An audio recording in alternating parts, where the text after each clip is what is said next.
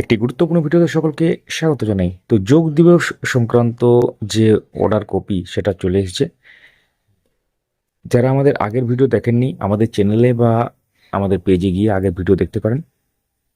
তো অর্ডার কপিতে কি আছে, সেখানে কি লেখা আছে, অর্থাৎ যোগ দিবসে অংশগ্রহণ বাধ্যতামূলক কিনা, আজকে মহামান্য হাইকোর্টে মাননীয় বিচারপতি অমৃতা সিনহার এজলাসে মামলাটি ছিল এবং সেখানে অর্ডারও পাস হয়ে গেছে, অর্ডার কপিও চলে এসেছে, স্ক্রিনে দেখতেই পাচ্ছেন। তো সেখানে কি লেখা আছে আমরা দেখব। পুরো ব্যাপারটা আপনারা সহজ সরলভাবে সম্পূর্ণ বাংলাতে জানতে পারবেন। দেখতে থাকুন, সঙ্গে থাকুন। অবশ্যই আমাদের এই চ্যানেলটিকে সাবস্ক্রাইব করে রাখুন যারা ইউটিউব থেকে দেখছেন, যারা ফেসবুক থেকে দেখছেন পেজটিকে ফলো করে রাখুন। তো দেখেন, দেখতেই পাচ্ছেন state coordination committee of the West Bengal government of employees and ORS versus the state of West Bengal ORS. এবং তার সাথে এখানে কি রেখেছে, hard submissions made on behalf of both parties. তার মানে এটার মানেটা কি, আদালত মামলার আবেদনকারী ও রাজ্য সরকারের উভয় পক্ষের বক্তব্য শুনেছে। তারপর কি আছে, written instruction forwarded by the OSD and under secretary to the government of West Bengal addressed to the learned advocate general sign on June 18, 2026 mentions that order number such and such dated June 14, 2026 is a general appeal to all public servants to participate in the official function on the occasion of International Day of Yoga. তো এখানে রাজ্য সরকারের OSD ও under secretary 18 June 2026 তারিখে advocate জেনারেলকে একটি লিখিত নির্দেশ পাঠিয়েছেন।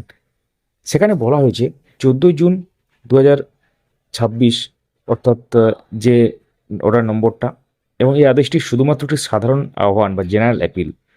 আন্তর্জাতিক যোগ দিবস উপলক্ষে আয়োজিত সরকারি অনুষ্ঠানে অংশগ্রহণের জন্য সকল সরকারি কর্মচারীকে অনুরোধ করা হচ্ছে। তো তারপরে 3 নম্বরে গুরুত্বপূর্ণ ব্যাপারটা দেখুন, the above order is not mandatory in nature and no punitive or coercive action in either contemplated or incorporated in the order in case of failure to attend due to personal reason. অর্থাৎ এক্ষেত্রে বলা হচ্ছে উক্ত আদেশ বাধ্যতামূলক নয়। আদেশে কোথাও শাস্তিমূলক ব্যবস্থা বা জোরপূর্বক অংশগ্রহণ করানোর কথা বলা নেই। ব্যক্তিগত কারণে কেউ উপস্থিত না হলে তার বিরুদ্ধে কোনো ব্যবস্থা নেওয়া হবে না। The court is of the opinion that in view of the instruction forwarded by the respondent authority, there is no requirement of proceeding with the writ petition any further. আদালতের মতামত হলো, যেহেতু সরকার অর্থাৎ এক্ষেত্রে স্পষ্টভাবে এই ব্যাখ্যা দিয়েছে, তাই মামলাটি আর চালিয়ে যাওয়ার প্রয়োজন নেই।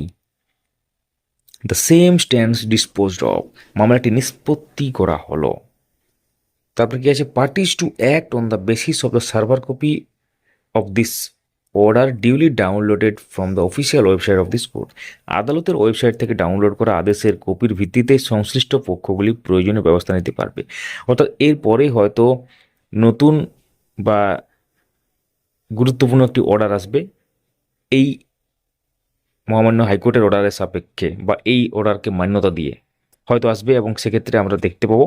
যখনই আসবে আমরা শেয়ার করব আমাদের ফেসবুক পেজ এবং আমাদের ইউটিউব পোস্টে। তাহলে অর্ডার কপিতে কি আছে আপনারা বুঝতে পারলেন।